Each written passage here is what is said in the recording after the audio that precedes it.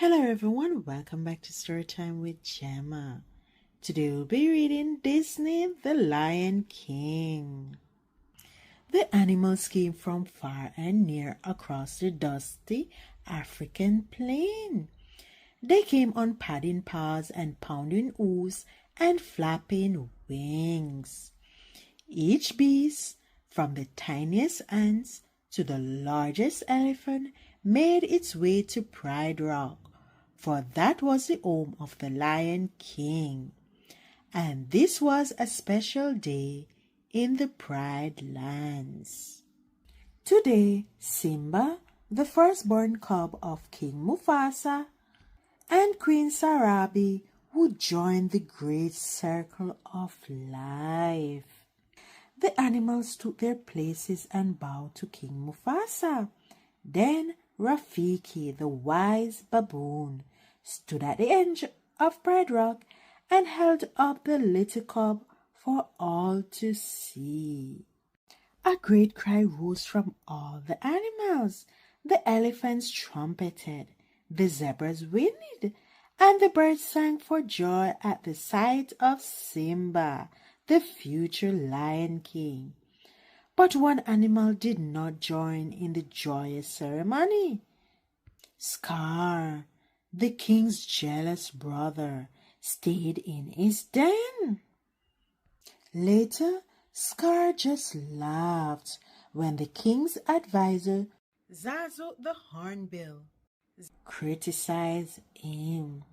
Then the evil lion popped the bird into his mouth. Scar would have eaten Zazu if Mufasa hadn't come along just in time. Zazu wiped his feather off and scolded. As the king's brother, you should have been first in line at Simba's ceremony. Scar's green eyes gleamed. I was first in line until the little earball was born. Huh? That earball is my son and your future king, Mufasa growled. Scar slink away. Don't turn your back on me, Mufasa warned. Scar looked back over his shoulder. His eyes narrowed. Perhaps you shouldn't turn your back on me. Simba grew quickly. One morning, Mufasa took his son to the top of Pride Rock and told him, the circle of life never stops turning. One day, the sun will set on my time as ruler and rise with you as king. Then everything the light touches will be yours. What about that shadowy place? Simba asked. Mufasa declared, you must never go there. Suddenly, Zazu swooped down and squawked, hyenas in the Pride Lands. Mufasa frowned.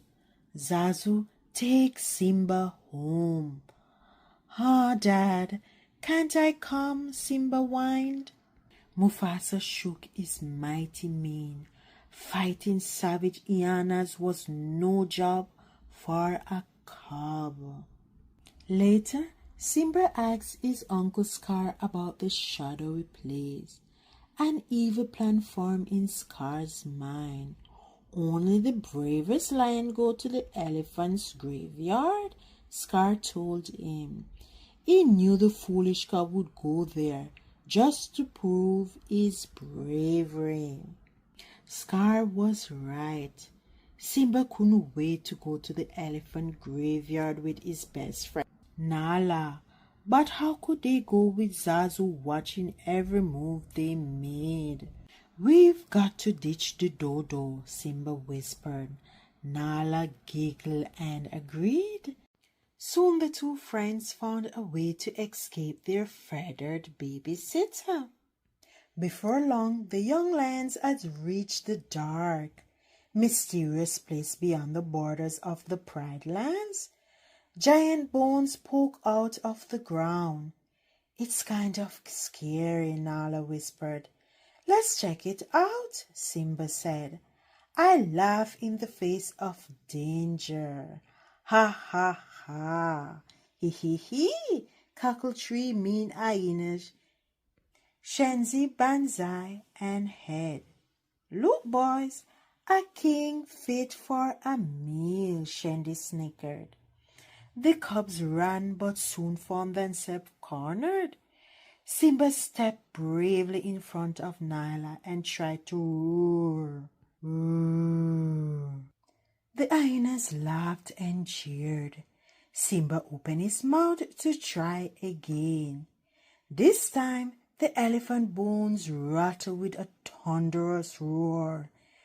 The hyenas were confused, and so was Simba, until Mufasa sprang into view.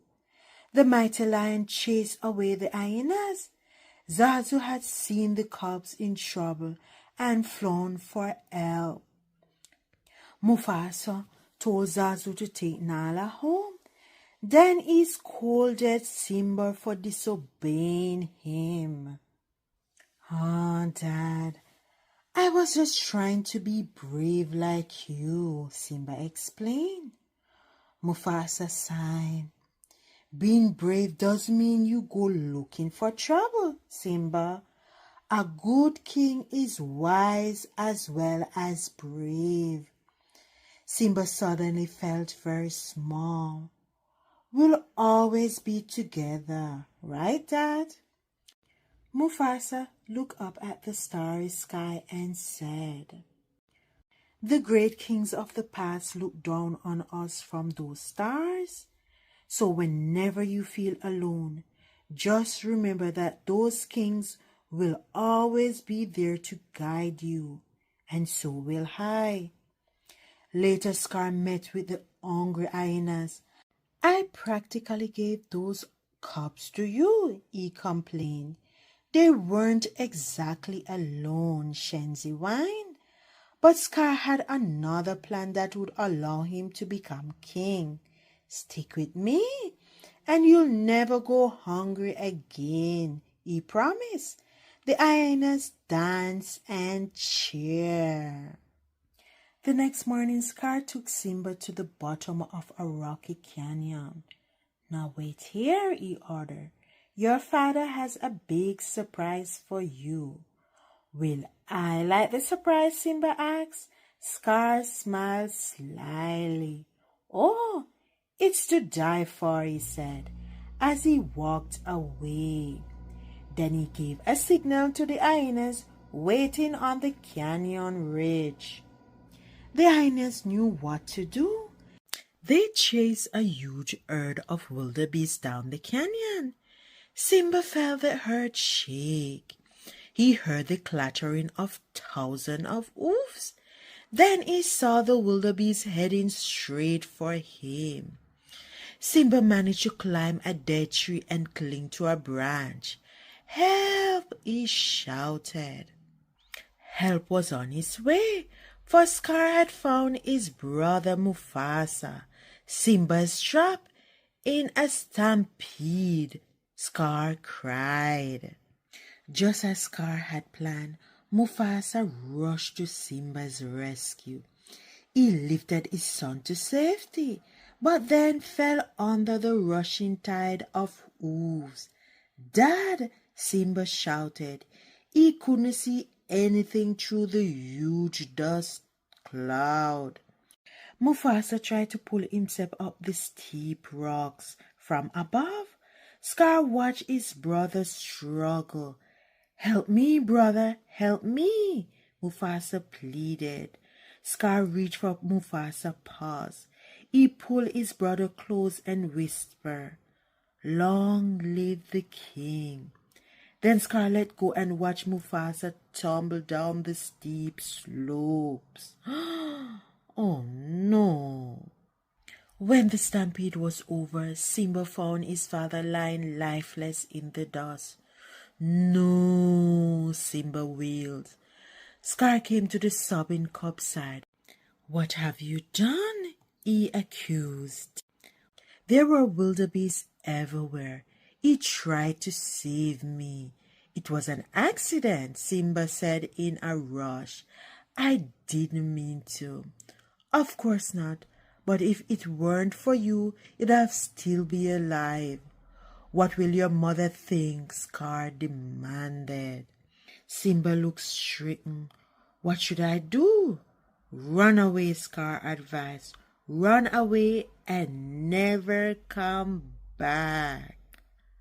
Scar watched Simba run. Then he sent the hyenas after him. The hyenas chased Simba to the border of the Pride Lands. The cub dived into a thicket of thorns at the edge of a great desert. The hyenas looked at the sharp thorns, then at the desert. The cub won't last a day out there, Shenzi declared. Simba ran until he couldn't run no more. The thirsty cub collapsed on the sand. Vultures circled him hungrily. But Timon the meerkat and his fat friend Pumbaa the warthog chased away the vultures. Simba woke up in their jungle home. "Where are you from?" Timon asked. Simba sighed. "It doesn't matter, I can't go back." "What did you do, kid?" Pumbaa wondered. "Something terrible," Simba replied. Timon shrugged. "Who cares? You got to put the past behind you." "Hakuna Matata." "What?" Simba asked. "Hakuna Matata," Timon repeated. "It means no worries. That's the motto we live by, and here's what we live on." Timon showed Simba a wiggly insect. Simba watched Pumbaa eat a grub, slimy but satisfied. The warthog said with a burp. Simba frowned, but he ate the big grub. Then the cub smiled and said, "Hakuna Matata." In the months that followed, Simba ate many grubs and grew into a full-size lion. Most of the time he was happy with his friend Timon and Pumbaa. Yet he missed his mother and often thought of his father. One night, as they gazed up at the stars, Simba remembered what his father had told him. He wondered if the great king of the past really were looking down from those stars. Simba felt very alone. The next day, Simba heard Timon scream. The young lion raced to the rescue. A hungry lioness was about to pounce on Pumbaa, who was stuck under a log. Timon bravely was trying to protect him.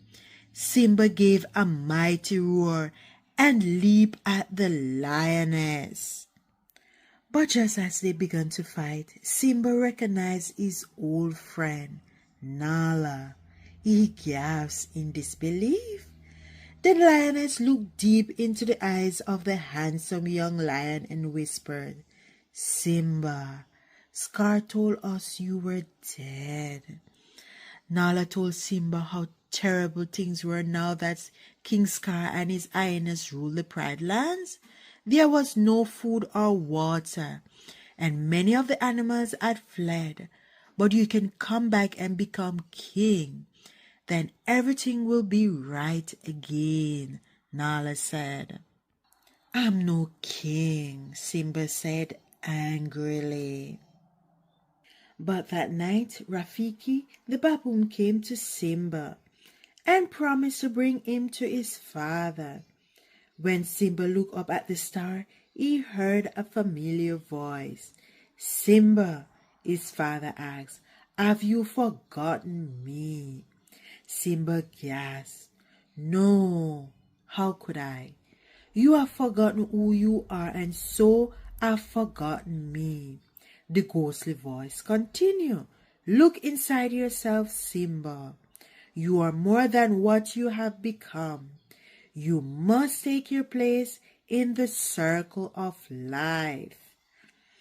Simba knew his father was right. His friends returned with him to the Pride Lands. Back at Pride Rock, King Scar was angry with Sarabi for not finding food. Suddenly Scar heard a great roar. He couldn't believe his eyes. Mufasa? It can't be. You're dead. But Sarabi recognized her son. Simba, she said softly. I've come to take my place as king, Simba roared, but Scar would not back down so easily. Simba leaped at Scar, but the villain slipped away. Instead, the hyenas rushed at Simba. Pride Rock echoed with their hideous laughter as the hyenas forced Simba to the edge of a cliff. Scar walked up to the exhausted young lion. Your daddy isn't here to save you this time, Scar taunted. Then he pushed Simba off the cliff. Simba's claws scrambled for a hold on the steep slope. This looked familiar, Scar sneered. Oh yes, I remember it's just the way your father looked before I killed him. At last, Simba knew the truth. With a mighty roar, he leaped at Scar. Meanwhile, Timon, Pumbaa, and the lionesses have chased the hyenas off Pride Rock. When Simba sent Scar flying over the cliff, the villain landed in the mob of hungry hyenas. They cackled cruelly. Finally, they had a meal fit for a king, or a king fit for a meal.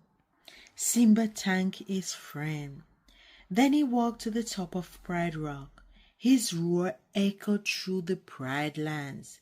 The rightful king had taken his throne. The plains were soon lush and green again. The animals returned, and the hunting was good once more. Simba knew that a king must have a queen. So, of course, he chose the beautiful Nala. Ooh.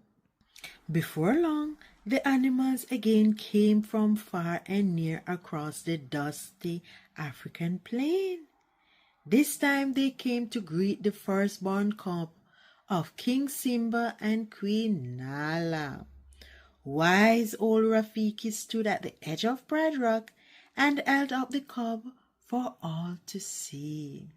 The elephants trumpeted, and the zebras whinnied for joy as the future Lion King joined the great circle of life. Wow. The end. Thanks for tuning in to Storytime with Gemma. See you next time. And stay tuned for The Lion King 1/2. Hello everyone, welcome back to Storytime with Gemma. Today we'll be reading Walt Disney, The Lion King 1/2. Welcome to a story of a great hero who saved the animals of the savannah with a little help from his friends. No, it's not the story of the Lion King. It's the story of me, Timon. Let's go back to the beginning, when I lived with my family in the meerkat colony. I tried digging tunnels like the rest of the family, but I never quite fit in. Take the time I added a skylight to a tunnel. No one else liked my idea, especially my Uncle Max. I don't know why he was so angry with me. It was the first tunnel collapse I caused that day. My mother wanted me to find a place where I fit in, so I tried being a sentry. It was my job to look out for any dangerous hyenas, but I made one teeny mistake. Who Who hasn't broken into song on sentry duty before? I didn't exactly notice my audience. The hyena surprised me and caused my whole family to flee in panic. No one was hurt, but my career as a sentry was over. I had to find my place, and it wasn't with the colony.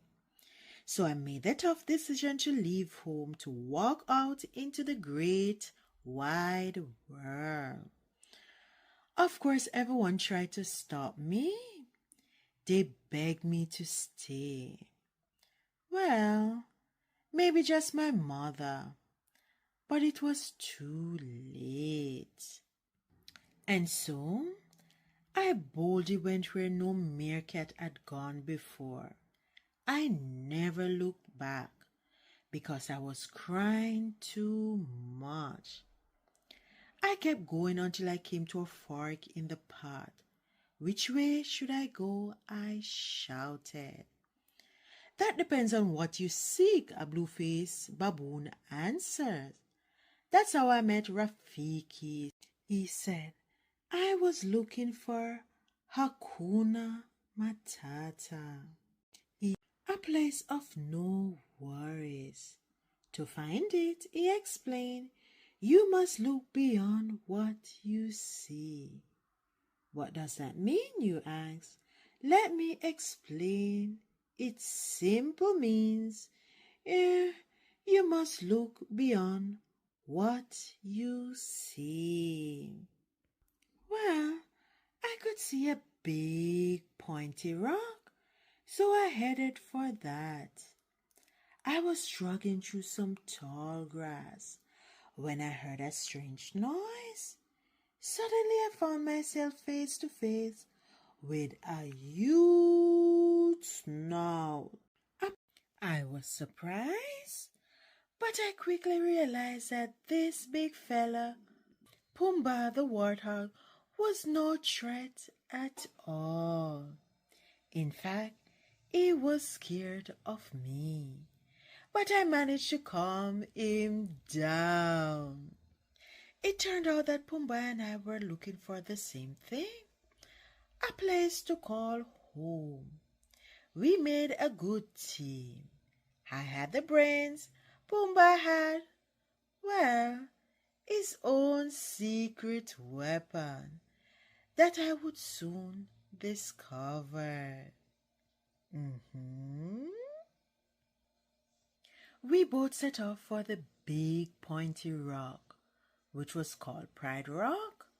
We got there just as other animals were gathering to witness the presentation of Simba, the future Lion King. Of course, we didn't know who Simba was at the time. That's when I discovered Pumbaa's secret weapon. I made the mistake of pulling on his tail. And, well, what a blast! Everyone had to bow to the ground because the smell was so strong. I realized that we needed to keep moving. Ooh. We looked all around for Hakuna Matata. We tried a few places, including an elephant graveyard. Pumbaa was a little scared, but it didn't bother me. After all, who would ever come to an elephant graveyard? Then we found out that hyenas would, so we decided to keep looking. Later, we found ourselves in the middle of a dry riverbed when we heard a deep rumble. A herd of rampaging wildebeest was headed straight for us. Shall we run for our lives? Pumbaa asked me. Oh, yes. Let's, I answer. Ah! We thought we were safe when we landed in a river. until we went over a waterfall. Whee! I got us safely to the riverbank, but did it bring us any closer to our goal? Well, actually, it did. Instead of complaining and giving up, I stood up and looked around. Thanks to me, we have found the place of no worries, our new paradise home. It was just like the monkey had said it would be. Hot tuna frittata. No. Sorry. A spoon of ricotta. Wait. Hakuna Matata. Once you hear that phrase, you'll never forget it. Our lives were carefree. We ate, slept, play, slept, and ate. But then it happened. One day while bowling for buzzards, we stumbled upon a little lion cub. Simba, of course. I wasn't scared of a lion. Nope, not me. You see, rescuing Simba wasn't the scary part. Parenting was. We had to wake up in the middle of the night, feed him, clean him, catch him when he fell. Nothing but an hassle. Still, we loved him. As Simba grew, I taught him everything I knew about eating. Soon, he was ready to challenge me, his teacher, to a fair snail-eating contest. I have to admit he did well. He tried his best, gave it all he had. It didn't matter who won. Okay, the kid beat me. Simba grew to be a big lion and an even better friend. It was Hakuna Matata for the three of us. We could have gone on like that forever, but we didn't count on one thing: true love. Ooh. As soon as Nala the lioness appeared, I knew she was trouble. It would be the end of Hakuna Matata. I knew if I ruined the romance for Simba, he would thank me later. I tried every trick in the book to break them up, but nothing worked. The kid had to learn the hard way that a happy romance is awful. So I let the lovebirds sing. And before long, Nala and Simba got into a fight. Great. But then Simba left. When I asked Nala why, she told me long, boring story about Simba being the son of the king. Blah, blah, blah. In short, Simba had gone back to Pride Rock to fight some silly battle with his evil Uncle Scar and the hyenas. Nala went to help Simba, and Pumbaa followed. I decided to stay behind. Then Rafiki turned up, and we had a long talk. Okay. I talk and Rafiki just look wise. Anyhow, I knew my friends were going to need my wits, my courage, my leadership. Pumbaa! Wait for me, I shouted. Pumbaa was so happy to see me that he almost cried like a baby. Ah, that silly little warthog. We reached Pride Rock just in time. The place was crawling with hyenas, and we had to distract them so that Simba could face Scar. Luckily, I came up with a brilliant plan. With a song and a hula skirt, I lured the three meanest hyenas into a cave. And boom! Off went Pumbaa's secret weapon. The smell would teach them not to mess with meerkats and warthogs. Well, warthogs mostly, I guess. Suddenly, two meerkats popped out of the ground. It was Ma and Uncle Max. They had been looking for me for ages. But enough of the happy reunion scene. The battle wasn't over. High up on Pride Rock, we could see that Simba was fighting Scar, and Scar still had the hyenas helping him. Simba needed our help, and I had a plan. We needed, dare I say it, tunnels, and Uncle Mac was the best tunnel digger on earth, or below earth, actually. The plan was as simple as it was brilliant. If Pumbaa and I could just trick those three nasty hyenas into chasing us, we could set up the best meerkat tunnel trap ever. Uncle Max knew how to build a tunnel, and I knew how to make it collapse. It wasn't hard to get the hyenas' attention. Hey, Pumbaa, I called.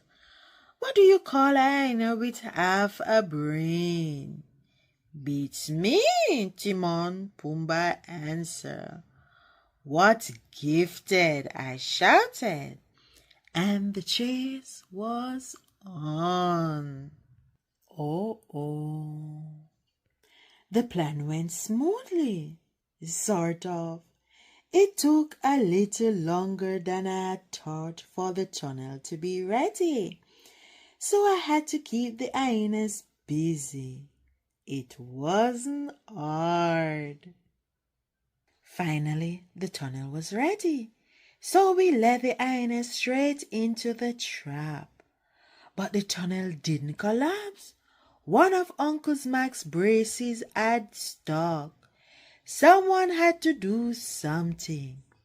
If you want something to come crashing down, you have to do it yourself. It worked. It actually worked. Not that I was surprised. Shock is more like it. We sent those hyenas tumbling to the bottom of Pride Rock. Where they belong. Simba sent Scar crashing down there too. Then Simba claimed his rightful place as Lion King. My mother was proud of me, and so was Uncle Max. But what was going to happen now? They wanted me to return to the colony. A hero's welcome awaited me there. But what about my new friends? This called for the greatest plan yet. It was about time that this colony of meerkats learned something about real life, about sleeping late, having plenty to eat, and not rushing anything. I knew a place of easy living with room for everyone. But I had learned something too. Home is not just a place. Home is wherever your family and friends are.